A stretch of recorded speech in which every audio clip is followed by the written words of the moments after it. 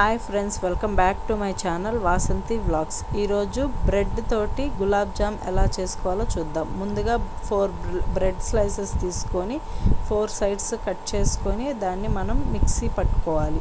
తర్వాత ఒక చిన్న బౌల్ తోటి పాలు తీసుకొని ఆ మిక్సీ పట్టిన దాన్ని కలుపుకోవాలి.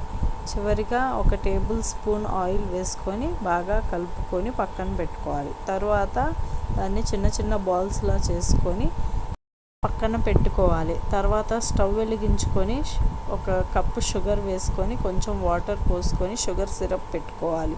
ఇంకో స్టవ్ వెలిగించుకొని కళాయి పెట్టుకొని ఆయిల్ వేసుకోవాలి. ఇందాక చేసి పెట్టుకున్న బాల్స్ని అందులో వేసుకొని బాగా ఫ్రై చేసుకోవాలి. గోల్డెన్ కలర్ వచ్చే వరకు ఫ్రై చేసుకొని ఆ గోల్డెన్ కలర్ వచ్చిన తర్వాత వాటిని మనం షుగర్ సిరప్లో వేసుకోవాలి. అంతే, ఎంతో టేస్టీ అయిన బ్రెడ్ జామున్ రెడీ.